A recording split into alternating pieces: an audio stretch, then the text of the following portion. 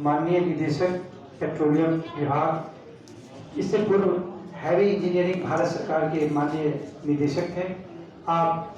अखिल भारतीय विद्यार्थी परिषद, जो दुनिया का सबसे बड़ा छात्र संगठन है, उसके लगातार 2 बार माननीय राष्ट्रीय अध्यक्ष रह चुके हैं और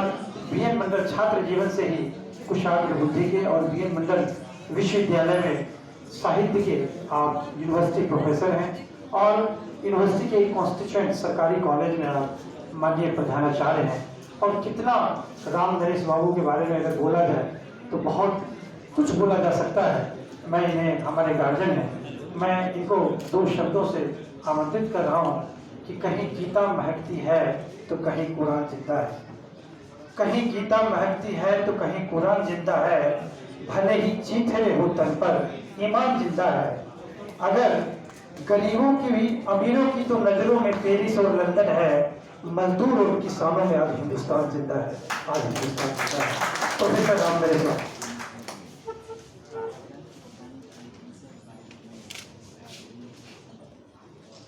बायोफ्यूल के एनुअल कॉन्फ्रेंस में उपस्थित और उद्घाटनकर्ता, गरीबों की आवाज़, बिहार सरकार के उप मुख्यमंत्री माननीय तारकिशोर प्रसाद जी, युवाओं की आवाज़ बिहार सरकार के सम्मानित मंत्री आदरणीय नितिन नवीन जी, ग्रामीण क्षेत्रों में विकास के नए आयाम देने वाले हमारे माननीय मंत्री जयंत राज जी, इस बायोफ्यूल के मैनेजिंग डायरेक्टर श्री शिवशंकर विक्रांत जी, सामने बैठे हमारे अर्जुन जी, रितेश जी, किशोर जी एवं तमाम बहनों और भाइयों, सर्वप्रथम मैं आभार व्यक्त करना चाहता हूं माननीय प्रधानमंत्री आदरणीय नरेंद्र मोदी जी के प्रति,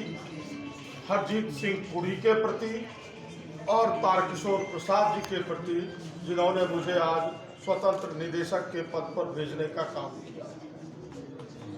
मैं तारकिशोर जी के प्रति पुनः आभार इसलिए व्यक्त करता हूं,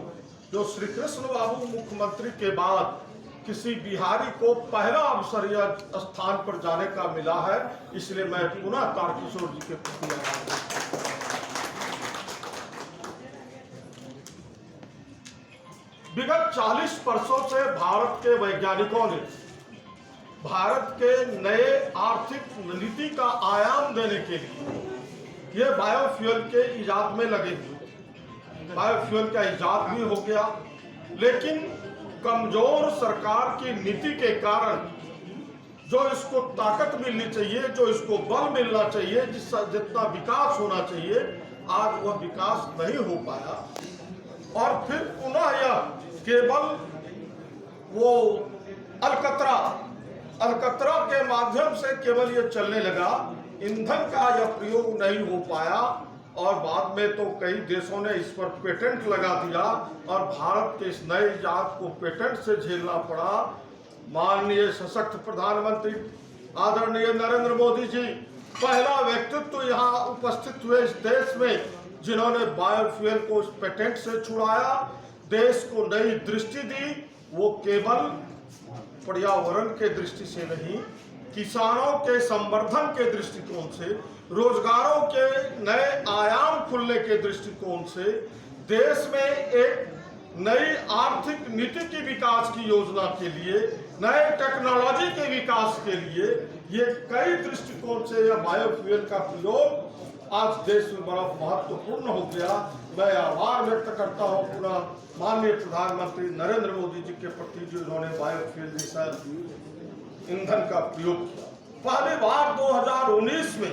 जब बायोफ्यूल की राष्ट्रीय नीति बनी और इस राष्ट्रीय नीति के आधार पर आज जो आप इस कॉन्फ्रेंस को देख रहे हैं, हम विक्रांत जी को शुभकामना देते हैं, धन्यवाद देते हैं, संजय जी को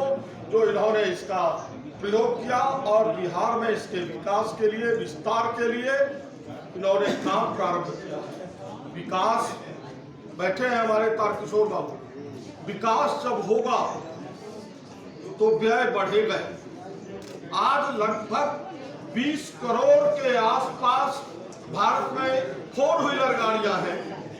55,000 के आसपास 2 व्हीलर गाड़ियां हैं और इन गाड़ियों के प्रयोग में ईंधन लगते ही है और वह ईंधन विदेशी बैरल के रूप में आता है, तो वहां देश की पूंजी लगती है और देश की पूंजी लगने में कितनी समस्या होती है ये हमारे पेट्रोलियम मिनिस्टर और हमारे वित्त मंत्री समझ रहे हैं।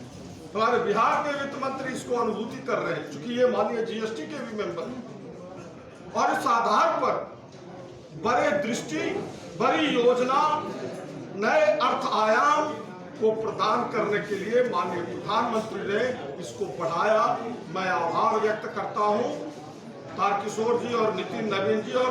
जयंत राज जी के प्रति, जो इसके विकास बिहार में विस्तार हो और इसलिए इन्होंने इस कार्यक्रम में समय दिया। मैं उनके प्रति भी आभार व्यक्त करता हूं। मैं आप सबों को शुभकामना देते हुए धन्यवाद देता हूं।